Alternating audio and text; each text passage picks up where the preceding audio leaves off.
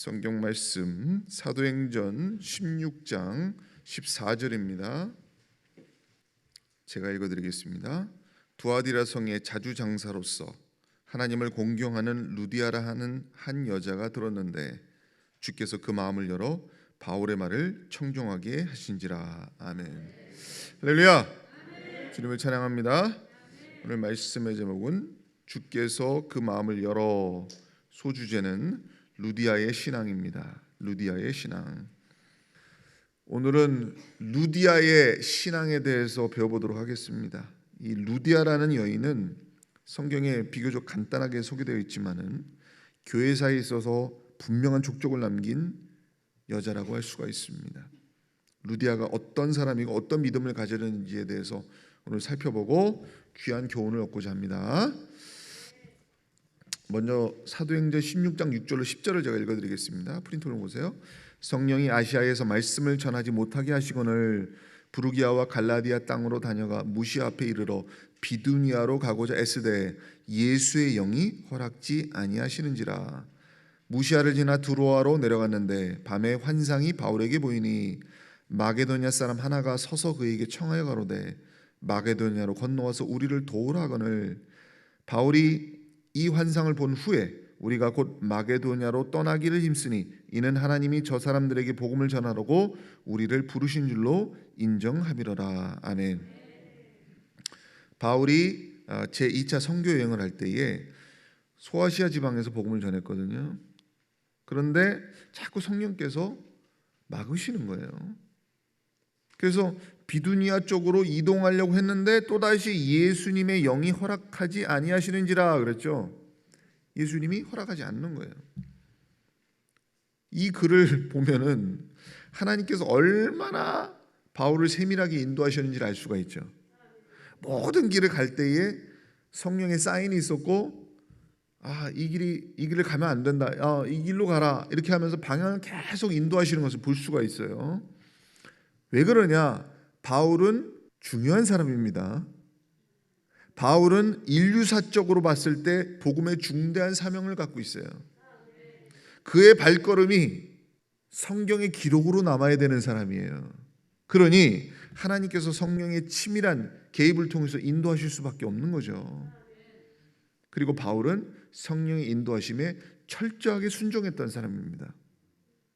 여러분의 삶에도 이러한 하나님의 개입이 분명히 나타날 줄로 믿습니다. 만약에 그게 하나님의 뜻이라면은 여러분에게 강한 확신을 주실 것이고, 만약 하나님의 뜻이 아니라면은 성령께서 강한 거부감을 주신다거나 아니면 강제적으로 이 길이 아니라고 하는 사인을 주실 겁니다. 그래도 못 알아먹으면 하나님이 강권적으로 역사를 하시게 돼 있어요. 하나님이 우리 인생의 방향을 다른 곳으로 틀고자 하실 때는 과거의 미련을 끊기 위해서 고난을 주실 때가 있습니다. 하나님의 강권적인 역사가 여러분의 삶에도 분명히 존재함을 믿으시길 바랍니다. 네. 오늘 바울이 드로아에서 밤에 기도를 하는데 환상을 봤다 그랬죠. 어떤 환상을 봤느냐? 기도를 하는데 갑자기 어떤 마게도니아 사람 한 사람이 탁 서가지고 뭐라 그러느냐? 마게도냐로 건너와서 우리를 좀 도와주시옵소서, 도와주세요 하면서 마게도냐로 와서 우리를 도우라는 말을 하는 겁니다. 바울은 이 환상이 성령께서 나를 마게도냐로 인도하시는 거나를 확신하고 마게도냐로 떠나기로 결심을 하게 됩니다. 그동안 바울은 소아시아에서 선교를 했었는데 이제부터 유럽으로 진출을 하게 된 거죠. 그래서 바울은 곧바로 배를 타고 마게도냐의 첫 관문인 빌립보에 도착하게 됩니다. 사도행전 16장 11절에 보면 드로아에서 배를 떠나 사모드라게로 직행하여 이튿날 네아폴리로 가고 거기서 빌립보에 이르니 이는 마게도냐 지경 첫 성이요 또 로마의 식민지라. 이 성에서 수일을 유하다가 안식일에 우리가 기도처가 있는가 하여 문 밖 강가에 나가서 거기 앉아서 모인 여자들에게 말하더니 그랬어요. 바울이 배를 타고 네아폴리로 가서 도보로 하루 정도 걸어서 빌립보로 들어갔습니다. 그래서 지금도 거기 현지에 가보시면은 당시의 고대 도로가 남아 있습니다. 제가 지도를 통해서 보여드리면 여기 드로아에서 환상을 봤다 그랬죠. 여기서 사모드라게로 가가지고 여기서 네아폴리 이렇게 해서 여기서 이제 도보로 여기서는 이제 배를 타고 와서 여기서는 도보로 이제 가서 빌립보에 도착을 한 거예요. 대충 감이 잡히시죠? 예, 그러니까 아시아에 소아시아 터키 쪽에 있다가 마게도니아 쪽으로 배를 타고 넘어간 거예요. 마게도니아는 뭐냐 지금의 그리스거든요. 오늘날의 그리스 쪽인데 그러면 유럽으로 이제 넘어가 버린 거죠. 복음이 최초로 유럽으로 진출을 하게 되는 그런 순간이라고 볼 수가 있습니다. 보통 바울이 이제 선교를 할 때 어떻게 선교를 하느냐면은 그 지역에 도착을 하면은 그 지역에 유대인들이 모이는 회당을 찾아가요. 거기에 모여 있으니까. 회당은 유대인들이 항상 모이는 곳이니까 거기에 가가지고 복음을 전하는데 이번에는 바울이 빌립보에 도착해서 회당을 찾았는데 회당을 찾을 수가 없었어요. 그래가지고 이제 야 어디서 전도를 하지? 어디서 사람들을 만나지? 그래가지고 이제 이곳저곳을 이제 다니는 겁니다. 근데 전도할 만한 집회 장소라든지 모임을 가질 만한 장소를 찾지를 못했어요. 그러고 있었는데 이제 바울이 우연히 여기저기를 다니다 보니까 거기에 그 도시에 흐르는 강이 있었거든요. 강이 흘렀는데 거기 강가로 간 거예요. 강가에 가 보니까 그 강가에 한 무리의 여자들이 기도 모임을 갖고 있는 거예요. 그걸 발견했어요. 여자들만 모여 있는데 그 여자들이 기도를 하고 있는 거지. 마침 그날이 안식일이었습니다. 안식일이었기 때문에 경건한 신앙인들이 모임을 갖고 있었던 것이죠. 예배를 드리고 있었던 거예요. 이들이 누구냐? 유대교인들이에요. 아마 디아스포라 유대인들이 포함되어 있을 것이고 또 이방인 중에서도 유대교로 개종한 사람이 섞여 있었을 겁니다. 그들은 왜 야외에서 모임을 갖고 있었을까요? 당시 그 지역에 회당이 없었기 때문이고 장소와 상관없이 하나님께 예배하는 경건한 사람들임을 알 수가 있습니다. 여러분도 마찬가지입니다. 여러분도 크리스찬으로서 언제 어디서나 하나님께 기도할 수 있는 준비가 돼 있어야 돼요. 하나님을 찾고 예배할 수 있는, 우리는 초막이나 궁궐이나 예배하는 사람들입니다.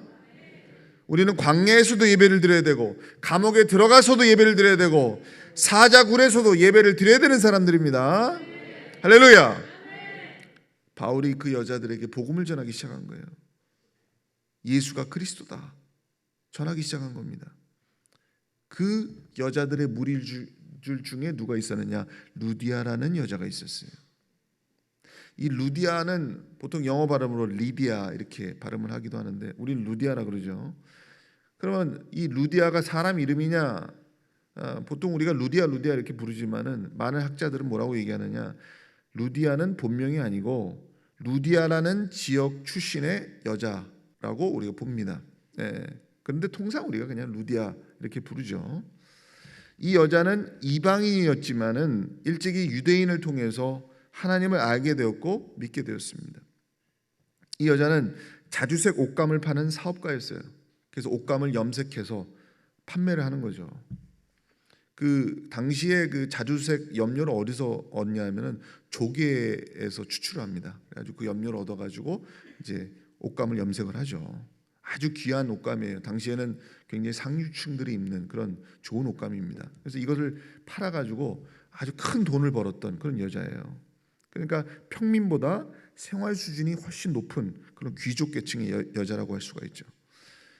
근데 그럼에도 불구하고 이 루디아가 정기적으로 기도 모임에 참여한다고 하는 것은 루디아가 경건한 여자고 하나님을 사모했음을 보여주고 있습니다. 사도행전 16장 14절에 우리 읽겠습니다. 시작. 두아디라 성의 자주장사로서 하나님을 공경하는 루디아라 하는 한 여자가 들었는데 주께서 그 마음을 열어 바울의 말을 청종케 하신지라. 아멘. 여기서 하나님을 공경하는 루디아라고 기록이 되어 있죠. 루디아는 하나님을 믿었어요. 하나님을 경외하는 사람이에요. 그러나 아직 예수가 그리스도고 예수가 메시아라는 사실을 들어본 적이 없는 사람이에요. 그런데 바울이 와서 그걸 전해준 겁니다. 예수가 그리스도다. 예수가 메시아다. 바울의 말을 듣는데 하나님께서 루디아의 마음을 열어주신 거예요. 그러니까 루디아가 그 바울의 말씀을 들으면서 자기가 배웠던 구약의 예언들이 모두 예수를 통해서 성취되었구나. 예수님이 그분이구나 라는 걸 알게 된 거예요. 거기서 무릎을 탁 친 거지. 예수님이 우리의 구원자구나. 여기서 보면 주께서 그 마음을 여셨다. 여러분, 사람의 마음을 여시는 것은 하나님의 전적인 은혜인 줄로 믿습니다. 여러분도 마음이 열렸기 때문에 지금 이 자리에 앉아 있는 거예요. 하나님이 열어주신 겁니다.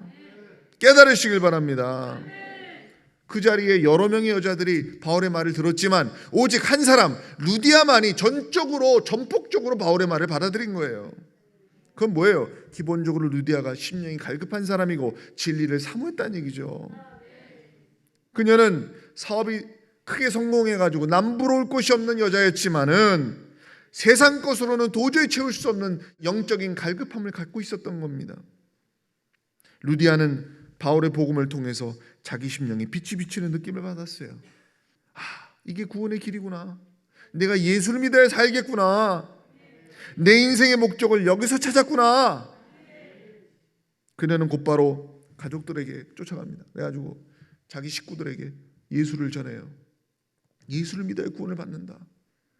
진정한 메시아를 이제야 찾았다. 이러면서 가족들을 전도해요. 그래가지고 가족들을 끌고 와가지고 바울에게 세례를 받게 만들어요. 여러분, 세례를 받는다는 것은 뭐예요? 죄사함을 받는다는 것이고 거듭난다는 건 아닙니까? 확실한 그리스도인이 되었다는 뜻이죠. 사도행전 16장 15절 읽겠습니다. 시작. 저와 그 집이 다 세례를 받고 우리에게 청하여 가로되 만일 나를 주 믿는 자로 알거든 내 집에 들어와 유하라 하고 강권하여 있게 하니라. 아멘. 여기서 루디아가 바울에게 한 말을 보세요. 만일 나를 주 믿는 자로 알거든 내 집에 들어와 유하라. 이 말이 뭐예요? 루디아의 신앙 고백이거든요. 이게 무슨 얘기냐? 나를 주 믿는 자로 알거든. 이게 뭐예요? 나는 이제 그리스도인이 되었습니다. 나는 이제 과거의 루디아가 아닙니다. 이런 뜻이죠. 예. 그리고 바울은 자기 집으로 초대합니다. 제발 우리 집에 와서 머물러 주십시오. 더 많은 복음을 저에게 들려주십시오. 하면서 자기 집에 초청을 하는 거예요. 여러분, 보통 복음을 듣고 그냥 헤어지면 그만이잖아요. 안녕히 가십시오. 그러고 헤어질 수도 있는데 이 루디아는 자기가 믿는 예수님을 전하고 싶은 거예요. 좀 더 알고 싶은 거예요. 그래가지고 바울의 동역자가 되기로 결심을 하게 됩니다. 인생의 목적을 찾은 거죠. 네. 그때부터 루디아의 가정은 유럽의 첫 번째 교회가 됩니다. 유럽 대륙의 최초의 교회가 루디아에서부터 시작이 된 거예요. 그게 빌립보 교회의 시초입니다. 여러분, 초대교회는요 지금처럼 번듯한 건물에서 시작한 게 아닙니다. 모두 하나님을 믿는 경건한 사람들의 집에서 시작된 거예요. 그래서 지금의 우리 중국의 교회들이 정부의 핍박 속에서 가정교회 형태를 띠고 있는 것도 성경적으로 보면요 아주 자연스럽고 익숙한 모습입니다. 다 이게 믿음의 가정에서부터 시작이 된 거예요. 복음이. 이 루디아를 통해서 세워진 이 빌립보 교회가 시조가 되어가지고 결국은 어떻게 됩니까? 유럽이 복음화되죠. 로마에까지 복음이 전파되죠. 그리고 나중에 세월이 오래 흘러서 어떻게 됩니까? 로마 제국이 기독교 앞에 무릎을 꿇게 되잖아요. 놀라운 역사죠. 그러면 그 과정을 보세요. 바울이 유럽의 복음을 들고 가가지고 최초로 루디아라는 여자를 만났어요. 그게 뭐예요? 바울과 루디아가 강변에서 만난 것은 인류사적으로 엄청난 사건이었던 겁니다. 놀라운 사건이에요. 그리고 그 엄청난 사건은 한 여인의 기도 모임에서부터 시작된 겁니다. 그냥 평범했던 한 여자가 강변에 나가서 기도 모임을 했는데 거기서 바울을 만나게 되면서 유럽이 최초로 복음화되기 시작한 거예요. 놀라운 역사입니다. 여러분, 비록 적은 수가 모였다 할지라도 하나님을 경외하는 사람이 기도할 때에 역사가 나타나게 돼 있어요. 두세 사람 모인 곳에 성령이 역사하십니다. 단 한 사람의 부르짖음이라도 하나님은 들으신다는 것을 기억하시길 바랍니다.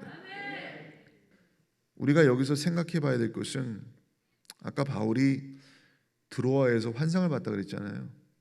근데 저는 이 사람이 루디아가 아니었을까 추측을 해보는 겁니다. 여러분, 베드로와 고넬료가 만났을 때 비슷한 시점에 하나님이 베드로에게 환상을 보여주시고 고넬료에게도 환상을 보여주시고 그래서 서로를 찾도록 만드셨잖아요. 저는 하나님이 유럽 선교를 위해서 루디아라는 여인을 예비하셨다고 봅니다. 그래서 마게도니아의 환상이 루디아의 모습이 아니었을까 이런 생각도 해보는데, 자, 그럼 마지막으로 루디아의 신앙을 정리해 보도록 하겠습니다. 첫 번째로 루디아는 말씀을 사모했던 사람이었다는 것을 우리가 기억해야 됩니다. 성경에는 루디아가 바울의 말을 청종하였다 이렇게 기록하고 있어요. 헬라어로 이게 프로세코라는 말인데 이게 뭐냐? 몰두한다, 귀 기울인다, 전념한다 이런 뜻이에요. 루디아는 바울의 말에 몰두했어요. 귀 기울였습니다. 근데 그녀의 들음에서 끝나는 청종이 아니에요. 복음을 전적으로 수용했을 뿐만 아니라 실제 순종과 헌신의 열매로 이어졌다는 겁니다. 이게 루디아의 신앙이에요. 아멘으로 화답하고 순종으로 이어지는 믿음. 여러분, 그런 믿음을 여러분도 가져야 될 줄로 믿습니다. 하나님의 말씀을 청정하고 또 그 말씀대로 살고자 애쓰는 신앙인이 돼야 돼요. 두 번째, 루디아는 가족을 구원했던 여인이었어요. 루디아의 전도를 통해서 가족 모두가 구원받았다 그랬지 않습니까? 이와 비슷한 일이 잠시 후에 빌립보 감옥에서도 나타나거든요. 바울과 실라가 복음을 전하다가 옥에 갇혔는데 문을 잠궈놔서 바울을 가둬놨을 거 아닙니까? 근데 갑자기 쥐질이 막 일어나면서 옥문이 열려버렸어요. 근데 그 간수가 문이 다 열린 걸 보고 질겁한 거예요. 왜? 죄수들이 탈출하면 자기가 책임을 추궁당하게 되니까 당황한 거예요. 그때 바울이 안심시키면서 자기는 탈출하지 않았다고. 탈출하지 않고 바울이 가만히 있으니까 간수가 거기에 감화 감동을 받아가지고 뭐라고 얘기하느냐? 선생이요, 내가 어찌하여 구원 얻을 수 있습니까? 그 감옥의 간수가 바울에게. 그러니까 바울이 뭐라고 얘기하느냐? 주 예수를 믿으라. 그리하면 너와 내 집이 구원을 얻으리라. 이 간수가 나중에 바울과 실라를 자기 집으로 초청해가지고 온 가족이 예수를 영접하게 돼요. 주의 종을 그 집에 초청해서 온 가족이 복을 누리는 거죠. 여러분, 세리였던 마태 그리고 삭개오 이런 사람도 다 예수님을 자기 집으로 초청합니다. 그래서 큰 축복을 받았어요. 여러분의 가정 가운데서도 이런 축복이 나타나시기를 축원드립니다. 세 번째, 루디아는요 바울의 사역을 헌신적으로 도왔던 여자입니다. 바울이 아무리 자비랑 선교를 하고, 여러분 잘 아시잖아요. 바울이 그 직업이 천막 짓는 거 아닙니까? 천막을 만들어 가지고 수익을 얻었잖아요. 그래서 생활비를 마련한다고 해도 선교를 하다 보면은 하다못해 밥 한 끼라도 바울을 대접할 사람이 필요한 거 아닙니까? 그리고 어디 가도 발 뻗고 누울 자리 있어야 되잖아요. 그런데 이 루디아가 자기 집을 제공한 거예요. 자기 집에 숙소를 마련해주고 바울과 그 선교팀 일행에게 언제든지 머물 수 있고 상시로 머물 수 있도록 그렇게 해준 겁니다. 그리고 물질로 후원해 주는 거지. 그래서 빌립보 4장 15절에 보면 그 기록이 나와요. 빌립보 사람들아, 너희도 알거니와 복음의 시초에 내가 마게도냐를 떠날 때에 주고받는 내 일에 참여한 교회가 너희 외에 아무도 없었느니라. 데살로니가에 있을 때에도 너희가 한 번, 두 번 나의 쓸 것을 보내었도다. 이게 뭐냐? 빌립보 교회가 특별히 바울을 많이 도왔음을 알 수가 있죠. 다른 교회가 전혀 도우지 못했을 때도 빌립보 교회는 도왔다는 거예요. 그러면서 바울이 나중에 이제 데살로니가에 선교할 때도 얼마나 이 바울이 열악한 환경이 있었냐면은 선교비가 없으니까 노가다를 뛴 거예요. 그래가지고 막일을 막 해가지고 밤낮으로 일하면서 바울이 이제 성도들에게 부담을 안 주려고 그렇게 하면서 직접 노동을 하면서 이제 선교를 했거든요. 그래서 데살로니가서 2장 9절에 보면 그 내용이 나와요. 형제들아, 우리의 수고와 애쓴 것을 너희가 기억하리니 너희 아무에게도 누를 끼치지 아니하려고 밤과 낮으로 일하면서 너희에게 하나님의 복음을 전파하였노라. 그러니까 바울이 자비량으로 선교하려고 거기서도 쉬지 않고 일해서 그 수익을 가지고 선교비 충당해 가면서 복음을 전한 거예요. 그런데 그 와중에서도 빌립보 교회가 계속 바울을 뒤에서 후원했던 거예요. 도움을 줬던 겁니다. 그게 아까 제가 읽었던 빌립보 4장 15절 그 내용이 나오는 거예요. 그 배경에는 누가 있었겠습니까? 빌립보 교회의 헌신적인 후연자였던 루디아의 역할이 컸던 거죠. 우리가 그 배경을 이해할 수가 있는 거예요. 자, 말씀을 정리합니다. 사도행전 16장 14절 읽겠습니다. 시작. 하나님을 공경하는 루디아. 여러분, 성경이 루디아의 신앙을 이렇게 정의하고 있습니다. 하나님을 공경하는 루디아. 이건 뭐예요? 루디아의 신앙을 확실하게 평가하고 있는 거죠. 루디아는 기도의 사람입니다. 하나님을 경외합니다. 하나님께 예배하는 사람입니다. 여기 모인 모든 사람이 루디아처럼 되기를 축원드립니다. 그런 사람은, 루디아 같은 사람은 하나님 말씀을 사모하는 사람이에요. 적극적으로 받아들이는 사람이에요. 아멘으로 화답하는 사람이에요. 순종으로 이어지는 사람입니다. 여러분, 세상에 루디아처럼 바쁜 사람이 없을 거예요. 왜? 이 사람은 큰 사업을 경영했던 사람이기 때문에 뭐 눈코 뜰 수 없이 바쁘죠. 그러나 이 루디아는 하나님의 일, 영혼 구원을 위한 일에는 시간과 자원을 아끼지 않았어요. 그래서 제가 여러분에 부탁드리고 싶은 건, 여러분이 세상 일이 아무리 바빠도 여러분의 일상과 직장과 신앙생활이 잘 조화된 삶을 사셔야 돼요. 루디아는 큰 사업을 경영했던 그런 바쁜 여자였지만은 강가에 나와서 기도회를 정기적으로 참여하고 하나님을 간절히 붙들고 예배하는 삶을 멈추지 않았던 거거든요. 그런 삶을 여러분들 사셔야 되는 거예요. 여러분이 세상에 아무리 바빠도 여러분이 하나님께 예배하는 삶을 멈추면 안 됩니다. 하나님께 드려지는 여러분의 삶이 뒤로 빠져버리면 안 돼요. 균형이 맞아야 돼요. 내가 세상에서 하는 일, 그리고 신앙생활이 조화된 삶을 사시길 바랍니다. 내가 하는 일이 내 믿음을 파괴하는 상황이 되서는 안 돼요. 여러분, 루디아처럼 신앙적으로는 충만하시고 세상에서는 당당하시고 복음에 대한 열정과 사명감을 갖고 살아가는 복된 신앙인이 되시기를 주님의 이름으로 축원드립니다. 기도하시겠습니다. 하나님 감사합니다. 오늘 우리가 루디아의 신앙에 대해서 배웠습니다. 하나님께서는 한 여인을 부르시고 유럽 최초의 교회를 세우셨습니다. 우리도 루디아처럼 하나님의 나라와 의를 위해 살아가는 삶이 되게 하여 주시옵소서.